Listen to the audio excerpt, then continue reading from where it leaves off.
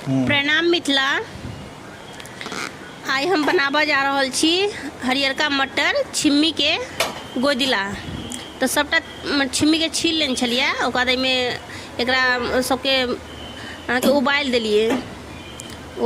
ओकर बाद एक देखियो हमें दूटा प्याज कटने छी, दूटा टमाटर कटने छी, ओकर बाद हरा मसाला के तैयारी करब। दूटा आलू के उबाल कर काट लेने छलहुँ हैं। अब मसाला के तैयारी करे छी। अब देखिए मसाला में बहुत सारा ढेर सारा धनिया का पत्ता, 5-6टा हरियर मिर्ची और 1 इंच अदरक और 2टा लहसुन, आई सब के खूब सुंदर से मिक्सी में पीस लेबै। आई हरा मसाला के तैयारी कर लेबै, पीस के तैयार कर लेबै।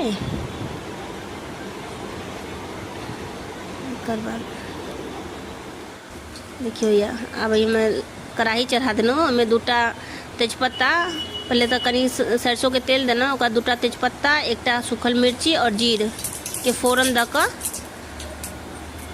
फोरन लाल हो गए तो प्याज कटने छे 2टा प्याज धो दिलिए। प्याज धेला के बाद एक प्याज के खूब सुंदर से लाल करके भूज लेबै।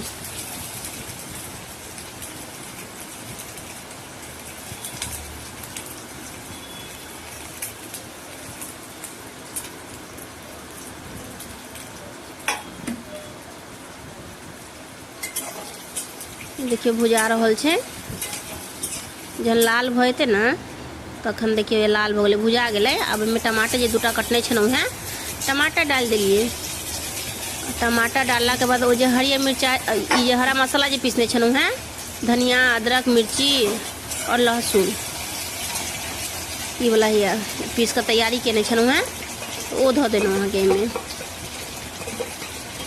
अब ई धेला के बाद आज जे मसाला से देव किए, ज़्यादा इमें मसाला नहीं पड़े छे, बस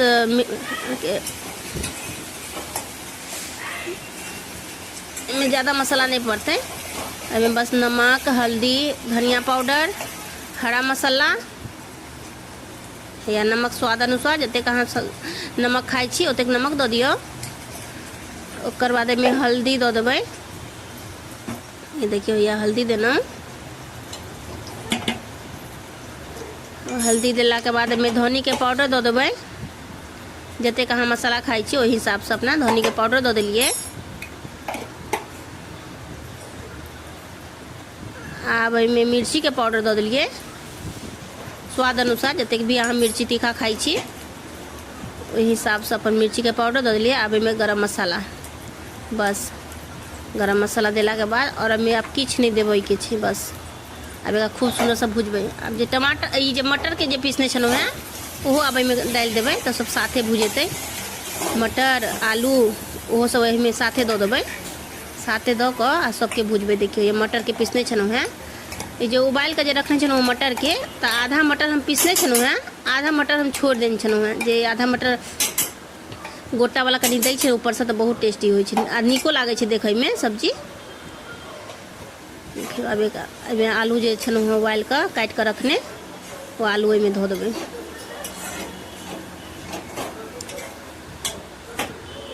ये मटर जे रखने छलहुँ हैं, मटरों के धो दिलिए। उबलल मटर छै, तो आधा पीसने छलहुँ हैं, आधा छोड़ देने छलिए।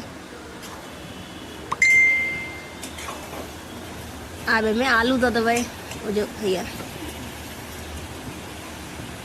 अब सबके दऽ कऽ खूब सुंदर से मध्यम आँच कऽ एक 10 मिनट एक भुजबै। एकरा जब मसालो भुजा जेतै और आलू मटर सेहो भुजा जेतै खूब सुंदर से। देखियो भुजा गेल, 10 मिनट भऽ गेलै, भुजा गेल। पानी दऽ देलहुँ, अखन ज़्यादा गाढ़ छै, कनी और पानी पड़तै एहिमे, कियाकि बरकबो करतै ना, तो 1 गिलास और पानी में दऽ दै छियै। आप देखियो पानी दऽ दिलिए और एकरा अब एकरा फेर 10 मिनट एकरा बरकेबै सब्जी के। आ कनिक एहिमे ना नींबू जे एहिमे गाड़ि कऽ दऽ देबै तऽ सोने पर सुहागा भऽ जेतै, बहुत टेस्टी होइ छै सब्जी। तऽ हमहूँ की करै छी, आधा नींबू एहिमे गाड़ि कऽ दऽ दै छी।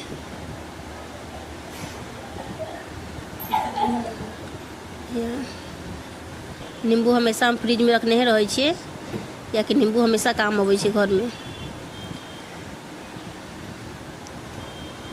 नींबू के काट कर धो लेना है, धो कर अब काटे छी। काट कर आधा नींबू के रस में गाड़ कर दे देबै।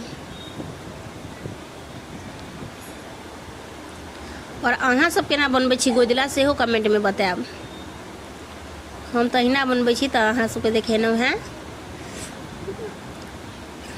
कनी अहू तरीका से एक बार बना कर देखबै, बहुत नीक लागत। धन्यवाद।